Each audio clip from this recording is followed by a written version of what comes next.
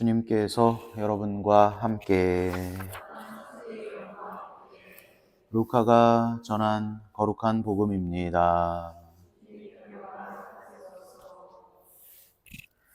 그 무렵 마리아는 길을 떠나 서둘러 유다 산악 지방에 있는 한 고을로 갔다. 그리고 스가랴의 집에 들어가 엘리사벳에게 인사하였다.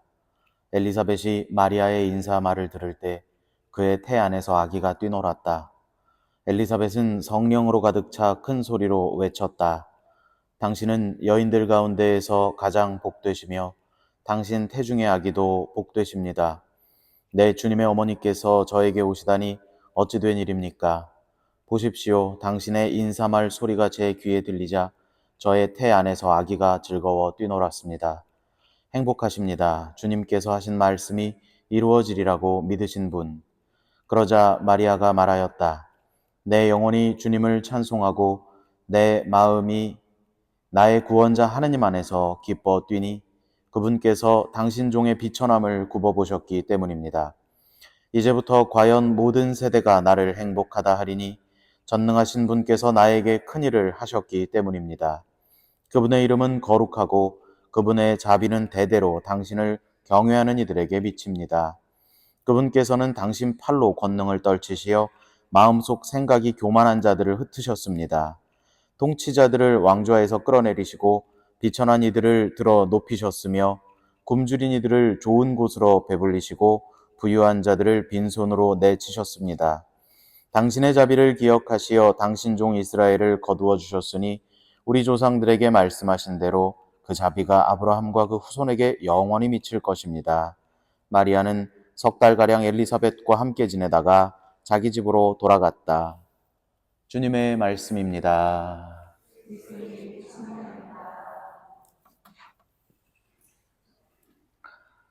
참 예수님, 오늘 우리는 성모승천 대축일 맞이했습니다. 성모님에 대한 교리는 총 4개가 있는데 그거를 뭐였죠? 라고 질문을 드리면 다들 등줄기에서 땀이 나시니까 제가 빨리빨리 말씀드리겠습니다. 교리가 4개 있는데요.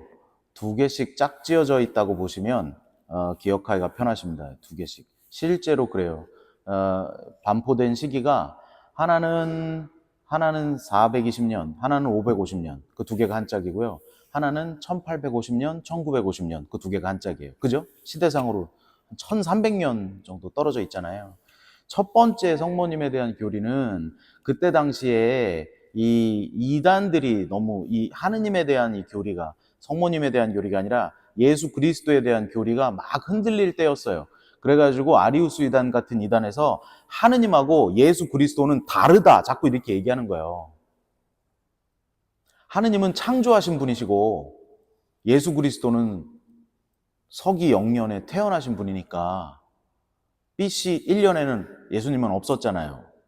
그죠? 같아요, 달라요? 다르죠? 그러니까 고개 끄덕 아주 좋았어. 그러니까 그게 이제 이단들이 하는 얘기라는 거예요. 예수 그리스도는 역사상 인물이다. 예수 그리스도는 그리스도가 존재하지 않았을 때가 있었다. 그러므로 예수 그리스도는 피조물의 첫 번째 자리를 차지한다. 이게 아리우스 이단의 논리입니다. 그러므로 성모님은 하느님의 어머니가 아니라 그리스도의 어머니다. 그리스도는 피조물의 첫째 자리를 차지한다. 그런데 거기서 이제 공의회에서 열심히 논의를 한 결과 여러분들이 미사 때마다 고백하시는 신경의 첫 번째 줄 뭐라고 고백하시죠, 여러분이? 한 분이신 하느님을 저는 믿나이다. 그래서 두 분이 하나라는 거죠. 그리고 그 니치아 신경 쫙 읽어보면 창조 때부터 예수님 계셨고 그분으로부터 모든 게 나왔고 쫙 여러분들이 조금 있다가 하실 거예요. 그렇기 때문에 성모님은 그리스도의 어머니가 아니라 하느님의 어머니다. 그게 첫 번째 성모님에 대한 교리예요. 그래서 하느님의 어머니라고 하는 교리는 사실 성모님에 대한 교리라기보다는 예수 그리스도와 하느님께서 하나이시다. 그러므로 성모님께서는 하느님의 어머니가 되신다 하는 걸 고백하는 교리가 되겠습니다. 그리고 100년 정도 후에 평생 동정으로 사셨다 하는 교리가 반포됩니다. 그리고 나서 1854년에 되어서 왜 원조 없이 잉태되신 성모님이라는 교리가 왜 반포되었냐면, 그때는 은총이 가득하신 마리아여 라고 여러분들이 성모송에서 하시죠. 은총이 가득하다는 것은 은총으로 꽉 차서 다른 것이 들어갈 수 없는 상태를 말합니다. 그렇죠? 그런데 그게 지금 상태에서 꽉 차 있기도 하지만 시간적으로 봐서 처음부터 끝까지도 꽉 은총으로 차 있다면 성모님께서 잉태되시던 그 순간에 이미 원죄 없이 잉태되셨어야 하지 않느냐라고 하는 그 생각으로 원죄 없이 잉태되신 성모님 교리가 1800년대에 나오게 됩니다. 1900년대에 와가지고는 죽음이라고 하는 것은 죄의 소치인데, 그러면 태어나기 잉태된 순간부터 원죄 없이 은총으로만 가득 차신 성모님께서 그 죄의 결과인 죽음으로 가실 수가 있느냐 해서 죽음이 없이 예수님으로부터 들어 올려져 승천하셨다라고 하는 교리가 1950년도에 나오게 되었습니다. 여기까지 설명을 드리면 머릿속에 혼란이 막 있으실 겁니다. 신부님, 그렇게 변경 가능한 교리가 믿을 교리가 될 수 있습니까? 신부님, 그렇게 인간의 합의로 만들어진 산물이 진리가 될 수 있습니까? 우리가 지금 그걸 믿어야 됩니까? 그 회의하면 또 바뀌는 거 아닙니까? 그런 혼란이 막 드시죠. 저는 요즘에 양자 역학이라고 하는 걸 좀 들여다봅니다. 왜 그러냐 하면, 그 카이스트 연구원 하시던 분이 신부님이 되신 분이 한 분 계세요. 그 누군지 아세요? 하여튼 있어요. 그런 양반이 하나 있어요. 지금 아주 신기한 분이 하나 나왔어요. 그분이 양자 물리학과 삼위일체를 막 설명을 하시는데 도저히 어려워서 알아들을 수가 없어요. 그런데 그걸 유튜브로 제가 좀 찾아봤더니, 제가 양자 역학에 관심이 있는 줄 알고 자꾸 유튜브가 저한테 양자 역학의 콘텐츠를 막 띄워줘가지고 제가 요즘에 켜면 자꾸 그게 나와요. 그래서 그 신부님 말씀을 못 알아들은 김에 그럼 공부를 좀 해볼까? 그래가지고 좀 들여다보고 있는데요. 괜히 봤어요. 머리가 너무 복잡해요.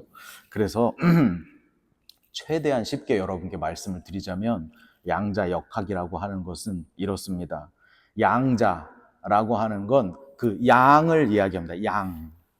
한 개, 두 개, 세 개, 네 개 셀 수 있는 것을 양자라고 부른다는 거죠. 영어로는 퀀텀 메카닉. 그래서 퀀텀이라고 하는 단어가 이 퀀티티라고 하는 것과 어원이 같다고 하니까 이 퀀터티가 하나, 둘, 셋, 넷 셀 수 있다는 거잖아요. 그죠? 그러니까 양자 역학이라는 학문은 하나, 둘, 셋 이렇게 셀 수 있는 것을 다루는 학문이라고 할 수 있는데, 그러면 새로운 학문에 셀 수 있다라는 이름을 붙였다는 것은 고전 과학에서는 셀 수 없던 것을 양자 역학에서는 셀 수 있게 되었다라는 뜻이라는 겁니다. 간단하죠?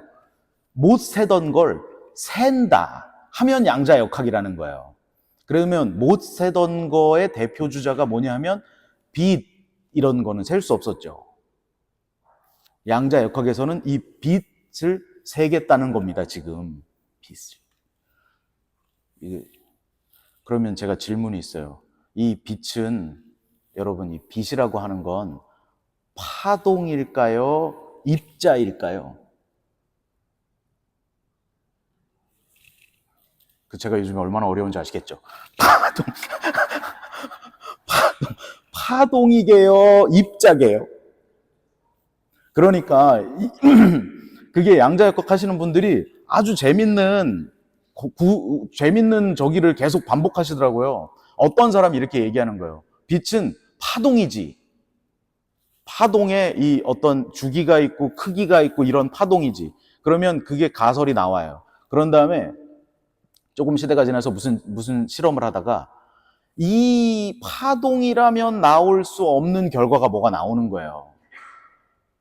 그러면 바뀌어, 이론이. 그렇게 파동이다라고 하는 그런 이론이 꽤 오랜 기간 동안 과학계의 지배적인 이론이었는데, 천재적인 과학자 아인슈타인이 빛은 입자다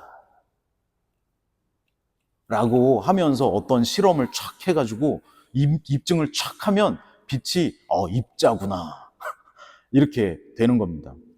뭔가 그게 한 100여 년 정도 전에 있었던 일들인데, 지금 시대에는 그런 거를 이제 관측할 수 있는 기구들이 있어서, 빛은 이렇게 입자라고 가설을 했을 때는 이런 실험을 한다면 이런 결과가 나올 거야. 파동이라고 하면 이런 실험을 하면 이런 결과가 나올 거야. 하는 것으로 자꾸 지금은 관측할 수 있지만 100년 전에는 그런 가설로 실험을 할 수 있을 뿐이었다는 거죠. 그래가지고 그러면 그게 입자라고 하면 그 안에는 어떤 것들이 존재하고 그걸 존재하는 구조는 어떻게 되고 무슨 양전자가 있고 음전자가 그것을 돌고 있고 막 이런 것들을 막 가설을 세우고 있는 겁니다. 그러면 100여 년 전에, 지금은 그러면 빛이 입자라는 것이 밝혀졌다고 한다면 100여 년 전에 빛이 파동이라고 생각했던 과학자들의 그런 과학 지식은 다 무의미한 것일까요? 아니면 지금 우리가 빛이 입자라고 현대과학에서 입증하였다고 해서 우리는 빛이라고 하는 거의 모든 속성을 다 이해하고 있는 걸까요? 아마 시간이 조금 더 지나면 더 놀라운 여러 가지 우리가 눈으로 볼 수 없는 것들, 이 하느님 창조물에 대한 놀라운 지식들이 더 발굴될 수 있을 겁니다. 하지만 그 진리를 향해서 열심히 최선을 다해서 달려갔던 그 역사는 아주 소중하고 아름다운 것들로 기억되리라고 생각합니다. 저는 이 성모님에 대한 교리나 여러 가지 다른 교리들도 우리가 교리를 자꾸 바꿔대는 것이 아니라 정말 하느님의 교리의 본질은 무엇인가를 자꾸만 더 깊이 생각해서 그 진리에 조금씩 가까워지고 있다고 생각합니다. 그전에는 이 진리가, 미사가 이런 것들이 훼손될까봐, 다른 나라 말로 하면 그것이 오해를 살까봐 2차 바티칸 공의회 이전에는 신부님이 벽을 보고 미사 하면서 온 세상이 다 함께 라틴어로 미사를 했다고 하잖아요. 모국어로 하면 의미가 오해가 생길까봐 한 경본으로 하느님께 바치는 제사를 라틴어로 한다. 그런데 2차 바티칸 공의회에서 그것도 가치가 있지만 이것은 이 득과 실을 따졌을 때 알아듣지 못한다는 너무나 큰 실이 있다. 그러니까 우리는 이제 제대 방향을 바꿔보도록 하자. 2000년 만에. 그리고 모국어로 할 수 있도록 하자. 거기서 오해가 좀 생기더라도 그게 이해하는 폭이 더 커서 그것이 더 가치가 있다고 교회에서 결정을 하면 제대 방향이 바뀌고 언어가 바뀌고 그렇게 되는 건데, 그것은 교리가 바뀌고 전례가 바뀌었다고 생각하지 않아요. 더 완전으로 조금씩 나아가는 우리의 모습이 아닐까 생각을 해봅니다. 성모님의 승천은 우리에게 어떤 의미가 있는가? 우리는 AI 시대를 맞이하여 큰 혼란을 겪고 있습니다. 요즘 도대체 AI가 어찌나 빨리빨리 발달을 하는지 사람은 AI보다 잘하는 게 뭘까 하는 질문을 자꾸 하게 되고, 앞으로 뭔가를 연구한다면 어떤 방향으로 내가 연구를 해야 AI에게 점령당하지 않는 고지를 점령할 수 있을까? 그런 생각을 막 해보는 거예요. 제가 왜 9월 달부터 무슨 상담 심리 이거 공부하러 간다 그랬잖아요. 제가 AI한테 물어봤거든요. AI 시대의 상담 심리는 전망이 어떠니? 난 없어지는 게 아닐까? 그런, 우리 모두가 다 너무 그것이 빨리 발달하다 보니까 인간의 육신은 기술이 발달할수록 점점 쓸모없는 취급을 받고 있습니다. 상대적으로 소외되고 있고 데이터, 알고리즘 이런 것들에 뒤처지는 약한 존재로 여겨지기 쉽습니다. 성모님의 승천교리는 성모님의 영혼과 육신이 함께 천상으로 들려 올려진 것을 기억하는 날입니다. 우리의 구원이 더욱 확실하게 증명되는 일이고 우리의 영혼과 인간의 존엄성이 아주 확실하게 굳어지는 교리라고 생각합니다. 성모님께서 들어 올려지신 것처럼 우리도, AI는 못 올라가요. 우리는 올라갈 수 있어. 우리도 올라간다 라고 하는 그런 교리가 우리 마음 안에 우리 스스로에 대한 정체성, 소중함 등을 일깨우고 더욱더 기쁘게 주님께로 나아가는 하루하루가 되면 좋겠습니다.